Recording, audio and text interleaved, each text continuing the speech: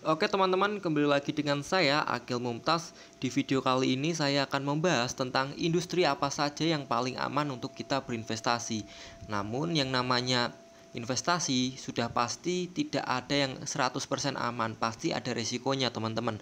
Nah, di sini saya hanya membandingkan industri mana yang paling aman dibandingkan dengan industri lainnya. Nah, berdasarkan apa saya membandingkannya? Jadi berdasarkan urgensi, manfaat, dan permintaannya di masyarakat. Jadi seperti itu. Nah, untuk serial kali ini dibagi menjadi dua part. Part yang pertama akan membahas tiga industri, sedangkan yang kedua akan membahas dua industri, teman-teman. Nah, sebelum kita masuk ke pembahasan, saya ingin mengingatkan kepada teman-teman, bagi teman-teman yang ingin membuka akun saham di Mirai Aset Sekuritas, langsung saja teman-teman bisa klik link yang sudah saya cantumkan di deskripsi. Di situ teman-teman langsung isi data diri. Apabila terjadi kendala atau kebingungan, langsung saja kontak nomor dari tim Mirai Aset yang sudah tercantum di situ. Nanti teman-teman akan dibantu sampai pembukaan rekening sahamnya selesai. Oke, jadi seperti itu teman-teman, kita kembali ke pembahasan kita. Jadi untuk industri yang paling aman untuk investasi yang pertama adalah industri keuangan. Beberapa sektor dalam industri keuangan seperti bank-bank besar yang mapan dan lembaga asuransi yang terdiversifikasi dengan baik dapat dianggap relatif aman untuk investasi dalam jangka panjang. Namun saya mengingatkan kepada teman-teman untuk selalu melakukan analisa mandiri terhadap kinerja dan keuangan perusahaan itu sendiri, teman-teman. Nah, untuk poin-poin yang mendasarinya adalah yang pertama adalah pertumbuhan ekonomi, teman-teman. Jadi pertumbuhan ekonomi Indonesia yang bisa dibilang stabil dan tinggi ini memberikan dampak positif pada industri keuangan. Nah, pertumbuhan ekonomi ini akan mendorong peningkatan pendapatan per kapita dan konsumsi masyarakat, sehingga nanti akan mengakibatkan permintaan produk dan layanan keuangan meningkat, teman-teman. Nah, seperti itu. Nah, untuk yang kedua adalah pertumbuhan penduduk. Jadi Indonesia memiliki populasi yang besar dan sedang mengalami pertumbuhan yang cepat. Nah, pertumbuhan yang tinggi ini terutama di daerah perkotaan akan menciptakan permintaan yang berkelanjutan untuk layanan keuangan seperti pinjaman, asuransi, investasi, dan produk perbankan. Sedangkan untuk yang ketiga adalah peningkatan aksesibilitas keuangan. Jadi pemerintah Indonesia telah berupaya meningkatkan aksesibilitas keuangan bagi masyarakat, terutama melalui inklusi keuangan dan pengembangan sektor perbankan di daerah terpencil. Contohnya saja Briling, teman-teman. Kalau teman-teman tahu Briling, itu adalah salah satu produk layanan dari BRI yang menjangkau ke pelosok desa-desa terpencil, teman-teman, yang berguna agar masyarakat di pelosok itu bisa mengakses layanan dari Bank BRI. Jadi seperti itu. Nah, untuk yang selanjutnya adalah digitalisasi dan inovasi teknologi. Jadi untuk industri keuangan di Indonesia semakin mengadopsi teknologi dan inovasi digital. Nah, untuk fintech ini atau teknologi keuangan itu semakin berkembang pesat di Indonesia yang memungkinkan akses keuangan lebih mudah, cepat, dan terjangkau bagi masyarakat. Seperti pada seperti gini, teman-teman. Dulu kita menggunakan atau melakukan transfer harus menggunakan ATM atau di teller bank. Tapi di zaman sekarang kita bisa melakukan transfer tanpa harus keluar rumah, hanya membuka smartphone dan membuka mobile banking. Jadi sangat aman, mudah, dan nyaman, teman-teman. Jadi seperti itu kemudahan digitalisasi dalam perbankan ini. Yang kelima adalah regulasi yang mendukung. Jadi pemerintah Indonesia telah mengambil langkah-langkah untuk meningkatkan regulasi dan kebijakan yang mendukung pertumbuhan industri keuangan. Nah, perbaikan regulasi dan lingkungan bisnis yang kondusif ini dapat menarik investasi dan mendorong inovasi di sektor keuangan. Jadi seperti itu, teman-teman. Nah, untuk tantangannya sendiri tentu saja masalah keamanan. Kalau kita bicara tentang perbankan, saya yakin teman-teman kalau mau menabung di bank pasti memilih bank yang paling aman. Nah, kalau seandainya bank telah terjadi kebocoran data ataupun peretasan, ini pasti membuat nasabah takut. Jadi seperti itu, teman-teman. Jadi tantangannya ya kebocoran data dan cyber security ini, teman-teman. Nah, selanjutnya kita akan langsung saja bahas ke industri yang kedua, yaitu belum, teman-teman, maksud saya kita akan bahas dulu contoh emiten dari industri keuangannya sendiri. Seperti teman-teman ketahui ada BRI, BNI, Tugu Insurance, CIMB Niaga, dan masih banyak lagi teman-teman. Sangat banyak untuk industri keuangan ini. Nah, untuk yang kedua, ini baru kita bahas. Yang kedua adalah industri konsumen dasar teman-teman.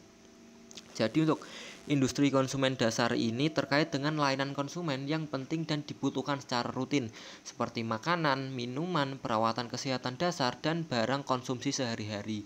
Nah, permintaan untuk produk ini cenderung stabil bahkan dalam situasi ekonomi yang tidak menentu. Nah, kita akan bahas tentang poin-poin yang mendasarinya, teman-teman. Jadi untuk konsumen dasar ini, yang pertama adalah permintaan yang stabil. Pasti semua orang butuh makan, butuh minum. Nah, ini yang membuat permintaan dari industri konsumen dasar ini stabil, teman-teman. Nah, untuk yang kedua adalah resiliensi terhadap perubahan ekonomi. Nah, seperti pas pandemi kemarin, walaupun kondisi global ekonomi carut-marut, kita kan masih butuh makan, teman-teman. Kita masih butuh minum untuk keberlangsungan hidup. Jadi, bisa dibilang konsumen dasar ini merupakan salah satu kebutuhan yang tidak terganggu dengan masalah makroekonomi. Nah, yang ketiga adalah pertumbuhan penduduk. Jadi kalau penduduknya semakin banyak, tentu saja permintaan kebutuhan dasar juga semakin tinggi, teman-teman. Nah, untuk yang selanjutnya adalah inovasi dan penyesuaian produk. Jadi, industri konsumen dasar terus melakukan inovasi dan menyesuaikan produk mereka dengan tren dan preferensi konsumen. Ini membantu mereka tetap relevan dan kompetitif di pasar yang terus berkembang. Nah, untuk poin yang keempat ini sebenarnya juga ada masalahnya, teman-teman. Jadi, industri konsumen dasar ini sangat kompetitif, teman-teman. Jadi, kalau perusahaan itu tidak dapat berinovasi, maka bisa dibilang akan ketinggalan zaman atau sudah tidak bisa bersaing lah, seperti itu. Nah, untuk yang terakhir adalah kebutuhan kesehatan dan keamanan. Jadi untuk industri konsumen dasar ini terkait kesehatan dan keamanan, teman-teman, seperti perawatan kesehatan dasar, makanan berkualitas, dan produk kebersihan. Nah, untuk permintaan produk-produk ini cenderung tetap tinggi karena konsumen sangat memperhatikan kesehatan dan keselamatan mereka. Nah, apabila kita masuk angin lah, kita kan beli sido muncul tolak angin itu, teman-teman. Jadi seperti itulah contohnya. Nah, untuk yang selanjutnya kita akan membahas tentang tantangan dari produk konsumen dasar ini atau industri ini, teman-teman, yaitu perubahan tren yang sudah saya sebutkan tadi, bahwa bagi perusahaan yang tidak bisa mengikuti tren atau perkembangan industri ini, maka akan ketinggalan dan akan kalah bersaing, teman-teman. Jadi seperti itu, karena memang kondisi industri ini memang sangat kompetitif karena banyak pesaingnya. Jadi seperti itu. Nah, untuk emitennya sendiri, ini adalah contoh emitennya, teman-teman. Ada Gudang Garam, Indofood, Mayora, Unilever, ANJ, SIM. Nah, bagi teman-teman yang tidak tahu kenapa ada emiten CPO di sini, jadi CPO kan atau sawit ini kan merupakan bahan dasar dari banyak olahan makanan, teman-teman, seperti minyak goreng, terus margarin. Jadi minyak goreng ini nanti kan bisa diolah menjadi berbagai macam makanan. Seperti untuk mie dalam Indomie ini kan digoreng, teman-teman. Ya pasti kan pakainya minyak sawit. Kalau kita pakai minyak kelapa kan harganya cenderung mahal, teman-teman. Nah, jadi seperti itu. Kalau masalah minyak sawit pasti tidak akan habis, teman-teman. Permintaannya pasti selalu ada. Kalau kita lihat di jalan-jalan, semuanya kalau khususnya di Indonesia pasti ada gorengan, teman-teman. Nah, itu pasti ya pakainya ya minyak sawit, teman-teman. Nah, untuk yang industri selanjutnya adalah industri telekomunikasi. Jadi untuk industri ini adalah penyedia layanan telepon, internet, dan komunikasi lainnya. Permintaan akan konektivitas terus meningkat, terutama dalam era digital yang berkembang pesat. Meskipun persaingan dalam industri ini cukup tinggi, sektor telekomunikasi masih dianggap sebagai tempat yang relatif aman untuk berinvestasi. Nah, kenapa, teman-teman? Ini adalah poin-poin yang mendasarinya, yaitu yang pertama, permintaan yang selalu tinggi. Nah, permintaan akan layanan telekomunikasi terus meningkat dengan adopsi yang lebih luas dari teknologi digital dan konektivitas internet, teman-teman. Nah, konsumen dan bisnis membutuhkan akses cepat dan handal ke internet, telepon seluler, dan layanan komunikasi lainnya. Jadi, semua orang butuh internet, teman-teman. Entah itu individu ataupun institusi, perusahaan, semuanya juga butuh internet dan layanan komunikasi, teman-teman. Nah, untuk yang selanjutnya adalah pertumbuhan data dan layanan seluler. Peningkatan penggunaan data mobile dan permintaan layanan seluler yang canggih seperti 5G memberikan peluang pertumbuhan bagi industri telekomunikasi. Nah, perusahaan telekomunikasi ini dapat meningkatkan pendapatan dengan menyediakan layanan data yang lebih cepat, luas, dan inovatif. Yang ketiga adalah Internet of Things. Jadi perkembangan Internet of Things ini di mana berbagai perangkat terhubung ke internet, membutuhkan infrastruktur telekomunikasi yang kuat. Jadi untuk industri telekomunikasi memainkan peran kunci dalam menyediakan konektivitas untuk jaringan Internet of Things ini, teman-teman. Seperti yang sudah saya bilang tadi, semua orang butuh internet di zaman sekarang. Nah, untuk yang ketiga adalah teknologi baru seperti cloud dan edge computing. Jadi perusahaan telekomunikasi dapat memanfaatkan pertumbuhan cloud computing dan edge computing ini untuk menyediakan layanan hosting, penyimpanan data, dan jaringan yang aman dan terdistribusi. Hal ini memungkinkan mereka untuk berada di garda terdepan dalam mendukung perusahaan dan konsumen dalam memanfaatkan teknologi terkini. Nah, untuk yang selanjutnya adalah inovasi dan produk layanan.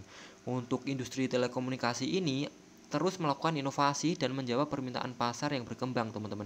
Jadi penyedia layanan telekomunikasi ini dapat menghadirkan paket yang lebih menarik seperti bundel layanan, konten multimedia, dan solusi komunikasi terpadu.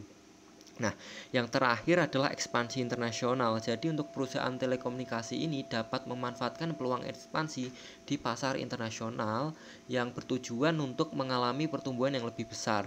Nah, dengan adanya konektivitas global yang semakin penting, perusahaan telekomunikasi ini dapat memperluas jangkauan geografisnya dan menawarkan layanan lintas batas kepada pelanggan, teman-teman. Nah, untuk contoh emitennya sendiri bisa kita lihat bersama. Mungkin teman-teman sudah familiar terhadap beberapa emiten yang sudah saya cantumkan di layar kaca, seperti XL Axiata, Telkom Indonesia milik BUMN, Mitratel anak usaha dari Telkom, Indosat, dan masih banyak lagi, teman-teman. Nah, untuk tantangannya sendiri adalah begini, teman-teman. Walaupun prospeknya cerah, tapi persaingannya itu ketat, sangat kompetitif, teman-teman. Karena teknologi ini kan terus berkembang, mana teknologi yang paling mutakhir pasti yang paling dicari, teman-teman. Nah, jadi seperti itu. Karena teknologi ini sangat dinamis, jadi perusahaan teknologi harus bisa beradaptasi dengan cepat. Nah, mungkin seperti itu, teman-teman, pembahasan kali ini terhadap industri yang paling aman untuk diinvestasi. Nah, menurut saya aman tidaknya kita berinvestasi itu tergantung dengan analisa kita terhadap perusahaan itu sendiri, teman-teman. Walaupun industrinya bagus, kalau perusahaannya kinerja keuangannya buruk, maka ya buruk, teman-teman. Maka ya tidak aman. Jadi seperti itu. Nah, terima kasih telah menonton analisa saya. Terima kasih dan sampai jumpa, teman-teman.